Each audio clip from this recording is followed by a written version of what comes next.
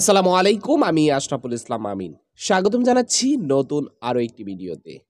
দর্শক, বাংলাদেশের আকাশে নতুন সূর্য উদয়ের পরপরই মানুষের মনে একটা প্রশ্ন যে কে হতে যাচ্ছে অন্তর্বর্তীকালীন সরকার।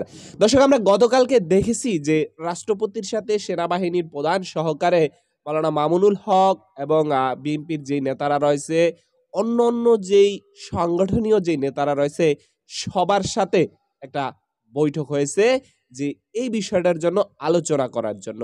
সেখানে আমরা দেখেছি যে প্রায় 18 জনের মতো একটা লিস্ট চলে আসছে।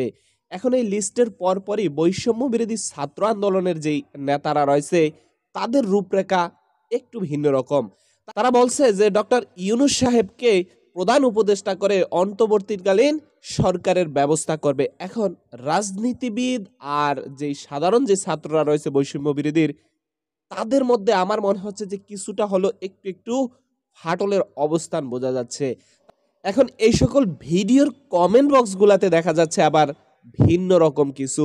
একেকজনে একেক রকম মত প্রকাশ করতেছে, একেকজনে একেক রকম মত দিতেছে। কেউ বলতেছে ডক্টর মিজানুর রহমান আজহারী হবে সরকার প্রধান, কেউ বলতেছে মামুনুল হক হবে, আবার কেউ বলতেছে তারেক রহমান হবে। সম্মানিত দর্শকরা, এর মধ্যে আপাতত চলতেছে, এখন যেহেতু ছাত্ররা নতুন করে ডক্টর ইউনূস সাহেবকে দায়িত্ব দিতে চাচ্ছে এবং ইউনূস সাহেব সেটা গ্রহণের জন্য প্রস্তুত, যেটা বোঝা যাচ্ছে তার কথাতে। তো দেখা যাক যে আসলে বিষয়টা কোন পর্যন্ত যায়। হয়তোবা কিছুক্ষণের মধ্যেই এই সিদ্ধান্ত দ্রুত বাস্তবায়ন করা হবে। অপেক্ষা করুন এবং দেখতে থাকুন, আমাদের সাথেই থাকুন।